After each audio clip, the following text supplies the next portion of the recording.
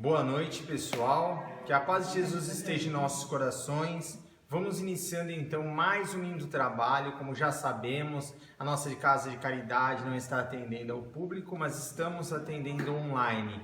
E estamos levando as nossas palestras para os nossos irmãos queridos. E estamos tendo a grande oportunidade de oferecer através do Evangelho de Jesus as grandes obras, a seara, a boa nova do nosso Mestre. Então vamos aproveitar este instante, porque existem tantas palestras boas sendo proferidas, levadas. Vamos aproveitar então esta oportunidade para que possamos dar um pouquinho mais, oferecermos, e nos momentos difíceis que o nosso irmão Eslabão vai falar na palestra de hoje, possamos absorver aquilo de melhor para nós, trazendo a humildade, o amor, reconhecendo que precisamos um dos outros para sermos felizes. Que assim seja. E boa palestra a todos. Boa tarde, pessoal. Que a paz do nosso Mestre Jesus se faça em nossos lares e corações. Hoje, numa modalidade um pouquinho diferente do que nós estamos acostumados, né?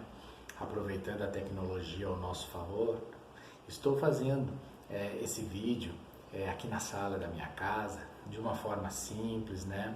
Mas de coração. E já pedindo desculpas de antemão, caso o áudio, luz ou eventuais ruídos atrapalharam um pouco a nossa conversa, né? Mas tem coisas que fogem do controle da gente. E como eu disse, né, de uma forma muito simples, mas entregue de coração para levar essa mensagem para vocês, né? Nesse momento em que passamos aqui, né, por um isolamento social, mas não por um isolamento espiritual, né, me coloco à disposição de ajudar a nossa casa de José de Mococa, né, a levar a mensagem para que cada um de nós reflita e se sinta como se estivesse lá, né? Naquele templo de amor e caridade que tanto nos acolhe, que tanto nos recebe, né? Que a gente sente falta de estar lá na nossa casa, não é verdade? Sabemos que a espiritualidade não descansa, né? E aqui, aproveitando a oportunidade de poder ler, estudar, escrever, é que também nos colocamos, eu e a Márcia, à disposição de nos prepararmos para o momento, com a ajuda dos nossos amigos espirituais, em equilíbrio e paciência, para passar a mensagem e nos mantermos firmes nesse momento, a fim de colhermos para dentro dos nossos espíritos, né, a luz, a paz, a tranquilidade, a calma que a gente deve manter nos nossos corações, dentro da casa espírita, no nosso lar ou fora. Hoje, ao acordar de manhã, depois de tomar o café, né, como todos os dias a gente tem feito, peguei alguns livros e vim fazer as leituras, né, fazer algum estudo, né. E nesse momento, hoje eu peguei o livro Caminho, Verdade e Vida. Quando eu peguei o livro hoje e fui abrir a lição ao acaso, como faço sempre, a lição já veio praticamente pronta, né? A página que já se apresentou foi a página a página foi a de 157 da lição 71, de nome Para Testemunhar. E ela começa com a mensagem de Jesus lá no Evangelho de Lucas. E vos acontecerá isto para testemunho. Naturalmente que o Mestre não folgará de ver seus discípulos mergulhados no sofrimento. Considerando, porém, as necessidades extensas dos homens da terra, compreende o caráter indispensável das provações e dos obstáculos. A pedagogia moderna está repleta de esforços seletivos, de concursos de capacidade, de testes da inteligência. O Evangelho oferece situações semelhantes. O amigo do Cristo não deve ser uma criatura sombria à espera de padecimentos. Entretanto, conhecendo a sua posição de trabalho num plano como o da terra, deve contar com dificuldades de toda sorte. Para os gozos falsificados do mundo, o planeta está cheio de condutores enganados. Como invocar o Salvador para a continuidade de fantasias? Quando chamados para o Cristo, é para que aprendamos a executar o trabalho em favor da esfera maior, sem olvidarmos que o serviço começa em nós mesmos. Existem muitos homens de valor cultural que se constituíram em mentores dos que desejam mentirosos regalos do plano físico. No Evangelho, porém, não acontece assim. Quando o mestre convida alguém ao seu trabalho, não é para que chore em desalento ou repouse em satisfação ociosa. Se o Senhor te chamou, não te esqueças de que já te considera digno de testemunhar.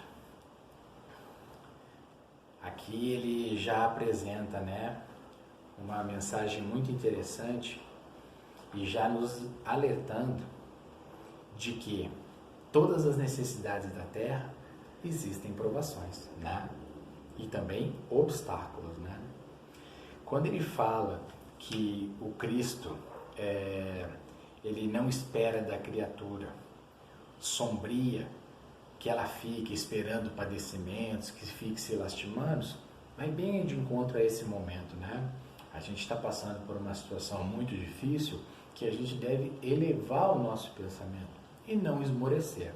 Se ficarmos somente com as notícias que nos apresentam na televisão, e não estou aqui dizendo que a gente também não tenha que se informar, que a gente não tenha que saber o que está acontecendo, mas a gente tem que tomar muito cuidado com esse tipo de situação, que é justamente para a gente não se abater com ela, e confiar.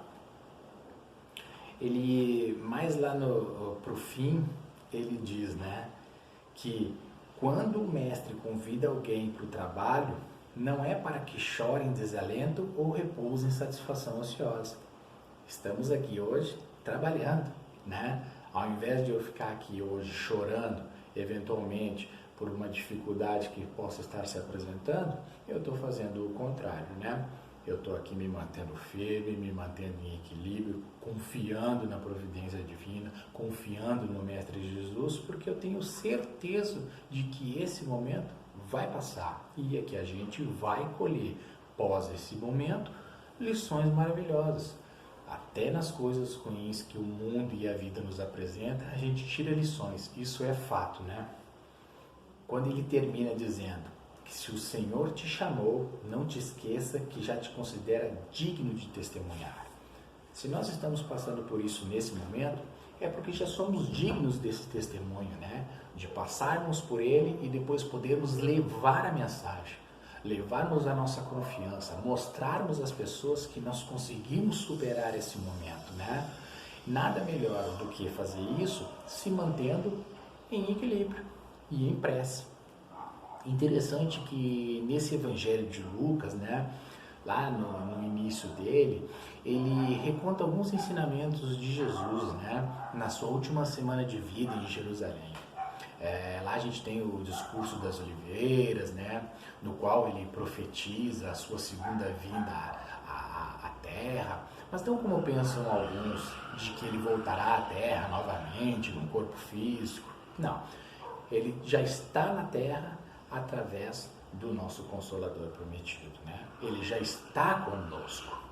Ele fala lá também nesse Evangelho sobre a destruição do templo, a destruição de Jerusalém. Ele já começa a trazer algumas mensagens que há 2000 anos atrás se fazem também presentes nos dias de hoje.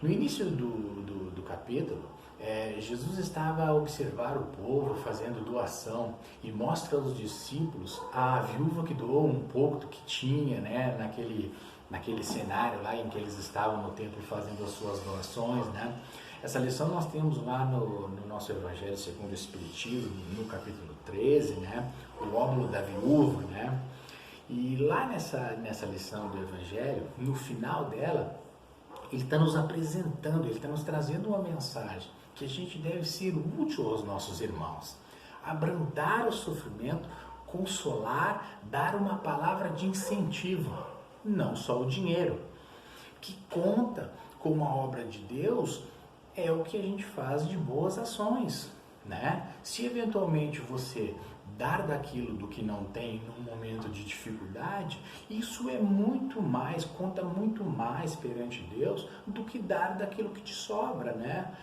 A pessoa que dá daquilo que não tem, nossa, isso é um gesto de extrema grandeza, né? Nesses momentos de angústia e de sofrimento em que vivemos, tenhamos a fé e nos apoiamos nos ensinos do Mestre. Ele disse também que muitos viriam depois em seu nome e ele faz um alerta para nós tomarmos cuidado para não sermos conduzidos por condutores enganadores, né? Nisso nós temos uma vantagem da nossa doutrina, que nos traz de forma muito clara os ensinos do Mestre e do seu Evangelho. Ele fala também, né, que os discípulos sofrerão, mas ali ele também apresenta a esses discípulos e convida eles a terem fé para dar o seu testemunho. Ele sabia que muitas coisas viriam depois daquilo e que os discípulos teriam que se manter firmes. Passaram por coisas muito ruins naquela época e hoje, né, estamos passando também. De novo, se o Mestre estivesse aqui, tivesse a oportunidade de conversar com nós, o que ele nos pediria? Fé, para nós darmos o nosso testemunho. Naquele momento lá, e ainda hoje, nós somos chamados a dar esse mesmo testemunho, né? Ele fala em grandes terremotos, catástrofes, fome, doenças em todo o mundo. E isso vinha acontecendo. Mas lembramos que estamos num planeta de provas e expiações, que Deus sabe de tudo e isso se faz necessário. Jesus nos ensina que somos nós a mudar e a evoluir junto com o planeta, né? Não estamos desassociados, né? A evolução é contínua, estamos todos caminhando, né, em busca dessa evolução. E essas coisas todas que acontecem, a gente tem que enxergar de uma forma positiva. Poxa, Jefferson, mas não é bem assim, é difícil.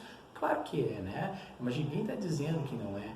Agora, a gente tem que tentar ver o lado positivo dessas coisas que acontecem, né? A história do com que óculos que eu vou querer ver isso, qual é os olhos que eu vou colocar para essa situação. Os olhos de sofrimento, os olhos de lágrima, desdenhando Deus, mas por que isso? Por que comigo? Por que com aquilo outro? Não, gente, vou ter fé, não é verdade? Todos os acontecimentos e em todas as épocas são necessários. Eles estão no contexto da lei de Deus, seja na lei de destruição ou na própria lei do progresso. Na pergunta 728 do Livro dos Espíritos, Kardec pergunta se a destruição é uma lei da natureza, e os espíritos respondem que é preciso que tudo se destrua para renascer e se regenerar, porque aquilo que nós chamamos de destruição, para a providência divina e para a espiritualidade, é uma transformação, com o objetivo de renovação e melhoramento dos seres vivos, né? Mais adiante, lá no mesmo Livro dos Espíritos, na pergunta 783, Kardec pergunta se o aperfeiçoamento da humanidade segue sempre uma marcha progressiva e lenta. E os Espíritos respondem que há progresso regular e lento que resulta da força das coisas. Mas quando o povo não avança, ou avança muito depressa, ou não avança, Deus lhe suscita, Deus dá de tempo em tempo um abalo físico ou moral para que o transforme, para que aconteça essa transformação. Na lição seguinte, voltando ao livro Caminho, Verdade e Vida, na lição seguinte, a 71, a de número 72, a de nome Transitoriedade, Emmanuel nos esclarece muito sobre a lei de destruição e sobre o progresso, dando como, por exemplo, os museus, as ruínas das civilizações mortas. Ele diz que tudo foi uma marcha divina para Deus, através do pensamento, do trabalho e do momento em que essas coisas se deram. Não resta dúvida que tudo acontece com um propósito maior, que cabe a nós colhermos os ensinamentos de tudo que nos acontece. A vida é uma escola de aprendizado, a lapidar os nossos espíritos a fim de que nos aproximemos da perfectibilidade, porque perfeito é somente Deus em toda a sua obra, não é verdade? Que tenhamos fé, coragem de passar por todas as tribulações e acontecimentos da vida. Não estamos só. Com muita paciência, tenhamos a certeza de que tudo isso vai passar, mas que a nossa evolução é eterna e constante, dentro dos nossos próprios esforços, né? A gente tem um outro livro que eu acabei pegando também hoje, né, para fazer uma leitura, buscando alguma coisa em relação a isso, e é o livro Conduta Espírita, né? Psicografia de Valdo Vieira pelo espírito de André Luiz. A gente tem esse livro como um guia, né, para nós espíritas, né? Como é que eu devo me comportar perante as situações? Como é que eu devo me comportar perante isso, perante aquilo? Não sei. Temos o nosso Evangelho, né, que nos serve para a gente poder trilhar um caminho. A gente tem outras tantas obras que nos elucidam, né? E temos esse livrinho aqui, pequeno, mas de uma grandiosidade fora de série. Nesse livro, a gente tem a lição de número 39, que é perante os fatos momentosos. Qual é a nossa conduta perante esses fatos? Em tempo algum, empolgar-se por emoções desordenadas ante ocorrências que apaixonem a opinião pública, como, por exemplo, delitos, catástrofes, epidemias, fenômenos geológicos e outros quaisquer. Acalmar-se é acalmar os outros. Vamos acalmar, vamos ter paciência, vamos nos colocar em prece. Nas conversações e nos comentários acerca de notícias terrificantes, abster-se de sensacionalismo. A caridade emudece o verbo desvario. A caridade, a paciência, não ficar nos levando informações que eventualmente não são verdadeiras referente a uma situação que possa estar vivendo. A gente vive uma época de tecnologia que a gente tem que tomar muito cuidado com isso, para não ficar propagando só notícias ruins em cima do fato acontecido. De novo, não que essas coisas não tenham que ser divulgadas, mas eu acho que a gente tem que tomar um pouquinho de cuidado para não dar valor a essas coisas mais do que o necessário. Ao invés de nós ficar ali, né, divulgando eventualmente, só morreu mais um, olha que aconteceu isso, aconteceu aquilo outro, por que a gente não mostra o outro lado, né? Tem umas pessoas que estão trabalhando, né? Os profissionais estão aí ajudando, o que os nossos governantes estão fazendo? Vamos fazer uma prece, vamos confiar na espiritualidade que possam estar trabalhando, né? Que possamos estar passando por esse momento de uma forma mais tranquila. Ele nos diz também: guardar atitude ponderada à face de acontecimentos considerados escandalosos, justapondo a influência do bem ao assédio do mal.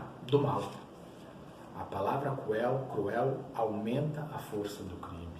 Vamos tomar cuidado, né? Quando a gente divulga, né? Eu já estava vendo muita gente também já só acusando, né? Apontando lá para os nossos irmãos chineses, que eu também não estou aqui dizendo que é ou que não é, nem vou entrar nessa polêmica. Não, mas isso é tudo culpa dos chineses, né? É os chineses. Parece que andaram aí nas ruas aí fazendo agressões físicas e verbais contra o povo chinês. Desnecessário, não é verdade?